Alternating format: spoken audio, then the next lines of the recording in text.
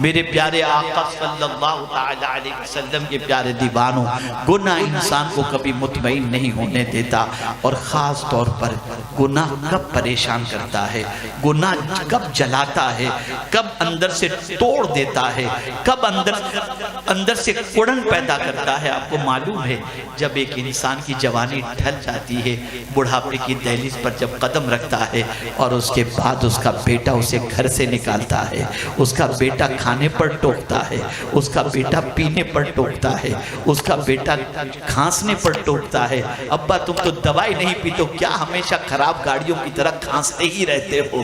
تب اس باپ کو محسوس ہوتا ہے کہ میں نے شاید جوانی میں کوئی گناہ کیا ہوگا جس کی وجہ سے آج بڑھاپے میں بھگت رہا ہوں۔ مجھے یاد ہے ایک صاحب میرے پاس آئے، انہوں نے کہا میرے بیٹے کو ذرا آپ سدھاریں، وہ ذرا آؤٹ آف ٹریک جا رہا ہے۔ ان کی سفید داڑھی ہو چکی تھی۔ میں نے کہا ٹھیک ہے میں کوشش کروں گا۔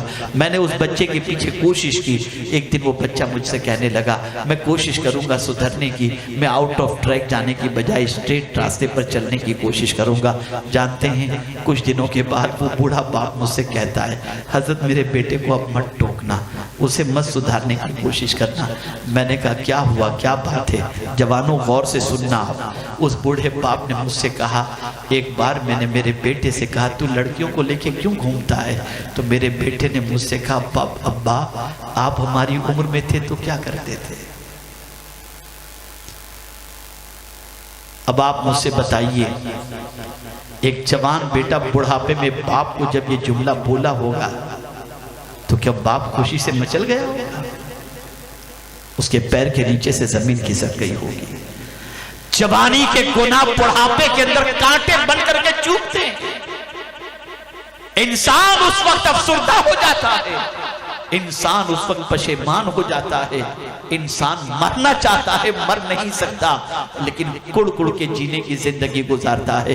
لیکن اگر ہم نے اپنے بچے کو دین سکھایا ہے، نبی کی تعلیم سکھائی ہے، رسول اعظم کی محبت سکھائی ہے، تاجدار کائنات صلی اللہ علیہ وسلم کی تعلیمات سکھائی ہے، تو یہی بچہ بڑھاپے میں رات بھر ہمارے سامنے کھڑے رہ کر ہماری خدمت کرتا نظر آئے گا۔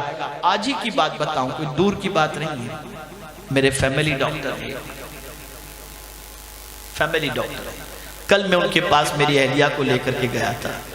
وہ ہندوستان کے بڑے مشہور ڈاکٹر ہیں، میرے بچپن کے دوست ہیں، اللہ نے بہت نوازا ہے، بہت نوازا ہے، بہت بڑے ڈاکٹر ہیں، ہندوستان کے بڑے سے بڑے منسٹر اس کے پاس ٹریٹمنٹ کرواتے ہیں۔ کل میں ان کے پاس گیا تو انہوں نے کہا کہ یار شاکر صاحب امی کی طبیعت ٹھیک ہے۔ 2 گھنٹے ہم لوگ بیٹھے تھے کل۔ انہوں نے کہا امی کی طبیعت ٹھیک نہیں ہے، روز کا 1 لاکھ روپیہ خرچ میری امی کے پیچھے ہو رہا ہے۔ لیکن ان کا جملہ سن کر مجھے بہت خوشی ہوئی، میں اس کی لذتوں کو دیر تک محسوس کرتا رہا، حالانکہ کوئی کبھی کروڑوں پتی آدمی ہے۔ بولے شاکر صاحب اپنی ماں کے لیے میں خود بک بھی جاؤں نا تب بھی کم ہے۔ اس جملے نے مجھے بتایا کہ جو بچہ ڈاکٹر ہونے کے بعد، بڑے عہدے پر ہونے کے بعد اس طریقے سے اپنی ماں کا درد رکھتا ہو، یقیناً اس کو دنیا میں کبھی رسوائی نصیب نہیں ہو سکتی۔ آج مجھے میرے ساتھی کا فون آیا کہ وہ ڈاکٹر اپنی ماں کو لے کر نیٹیو پلیس کے لیے روانہ ہو چکے ہیں ایمبولینس کے اندر۔ آپ کو حیرت ہوگی، مجھے جب پتا چلا میں نے وائس میسیج بھیجا ان کو، ان کا جواب بھی آیا کہ بس آپ دعا کریں کہ جو ان کے حق میں بہتر ہو اللہ وہ فرمائے۔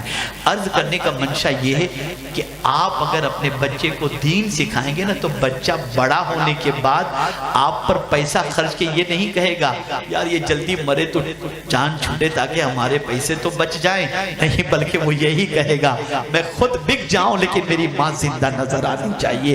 آپ نے اگر اپنے بچوں کو سب کچھ دیا، دین کی تعلیم نہیں دی، تو یاد رکھنا یہ بچے کانٹے بن کر آپ کے دل کے اندر چبھیں گے، اور یہ بچے مستقبل کے لیے آپ کی پیشانی پر کلنک بن کر کے رہیں گے۔